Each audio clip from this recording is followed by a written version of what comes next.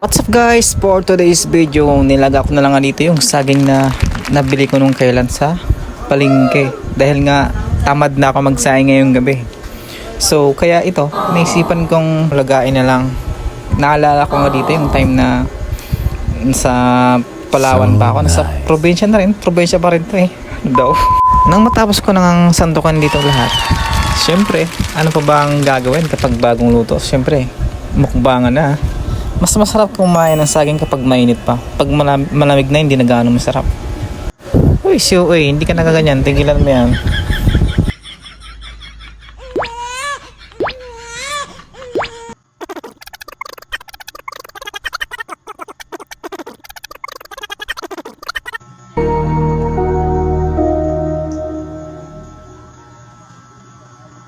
So dahil nga magiging ito na lang naisipan kong kainin.